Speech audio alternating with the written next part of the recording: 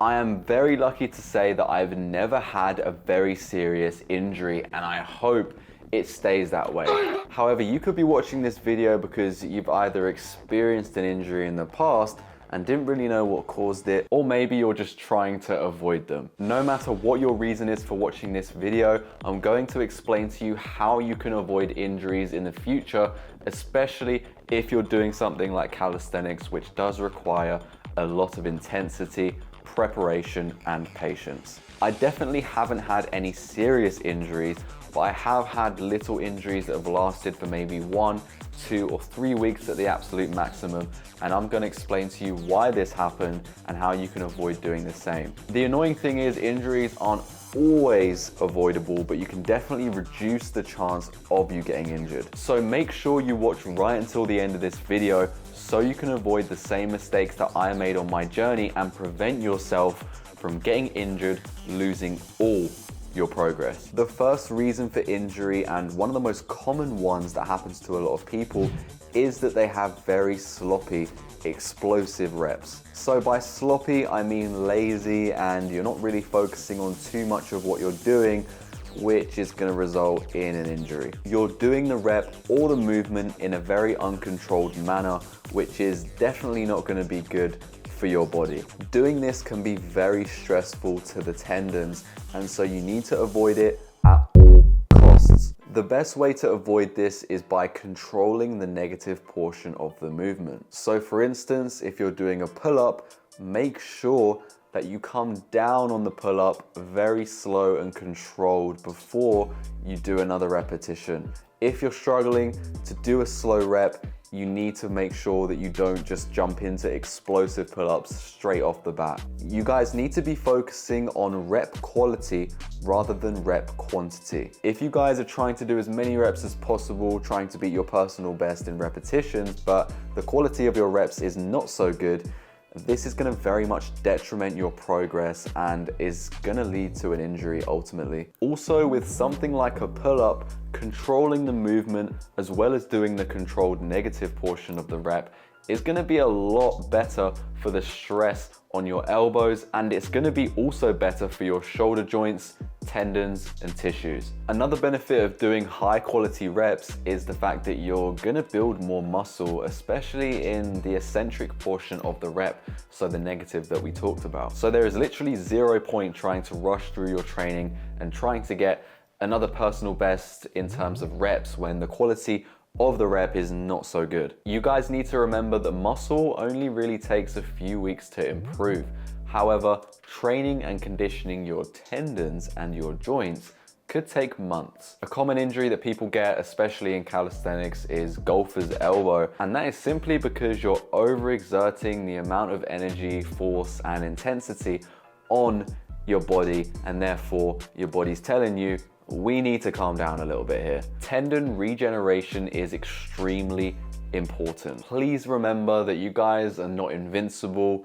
Even if you can do something like a plunge, or even if you can do handstand push-ups, a more advanced skill, you guys are not invincible. You can't just try and do any skill that you want and be successful at it without conditioning, training your tendons beforehand. Another reason that people get injured in calisthenics is because they tend to do the same routine over and over again, which sounds like a good idea until you get injured, because one part of your body might not be as strong as another part, and therefore you're missing out on not only gains but also improving your weak points. I would recommend that you guys change your routine, or at least change exercises in your routine every 6 to 12 weeks. For example, it would be good to change from doing normal push-ups to something that's a little bit more challenging, so maybe some sort of tricep push-up variation or even archer push-ups, in order to not only provide a different stimulus to your muscle, but to address those weak points you may have. The archer push-ups are a very good exercise and one of my favorites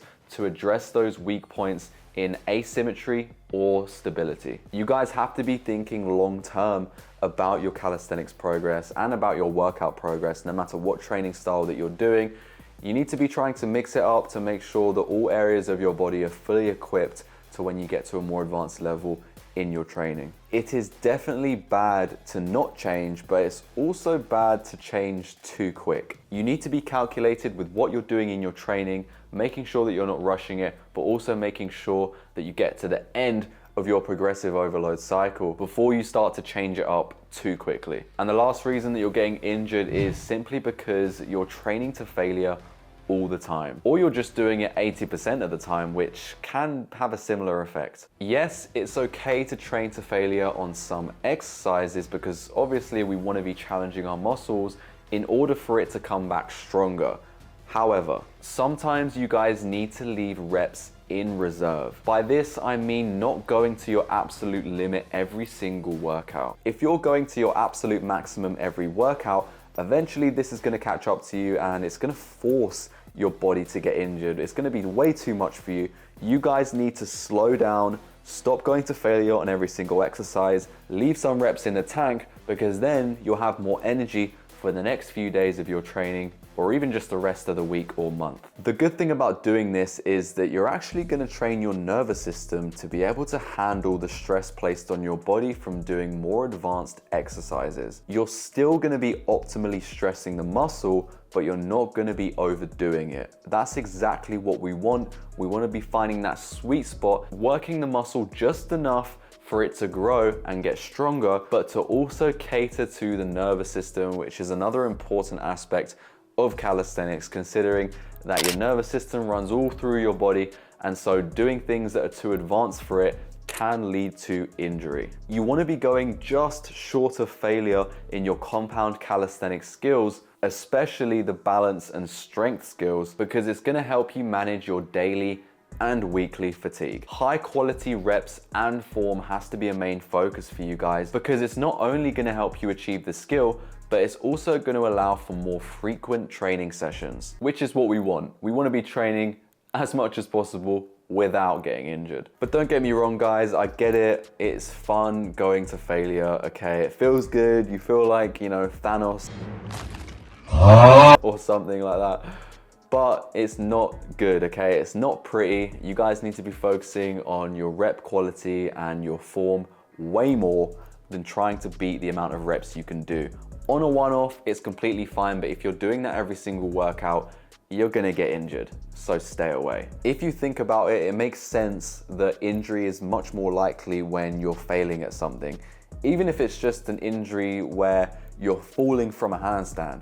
If you guys are trying to push it way too much, you're trying to go to failure, or you're doing something that's way out of your scope of level or strength, then you're going to increase the chances of getting that injury, which is something a lot of people tend to do. So you have to be very careful. Don't think that you guys aren't doing enough by not training to failure, especially if you're just going 1 rep before failure or 1 or 2 reps before failure.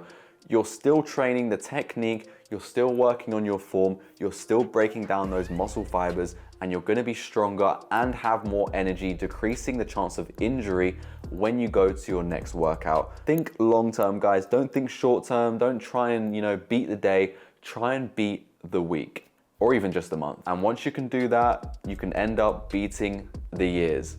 Have that long-term vision, guys. If you guys are still struggling with your injury, or you're not quite sure what the best approach is to do, or how to work out, or what the best training plan or solution is for you right now, or you want my advice or secrets on how I avoided any serious injury over the last 7 years of my calisthenics training, still progressing insanely fast, then make sure you check out the link in my description to access the waitlist for the Calisthenians Academy. I'm only accepting the most serious people who want to change their life and who want to get to a high level in calisthenics. So if you're fully committed to improving your life, make sure to fill out the application form, and I'll see you guys in there. That's it for today's video, guys. I hope you enjoyed it. If you did, make sure to like.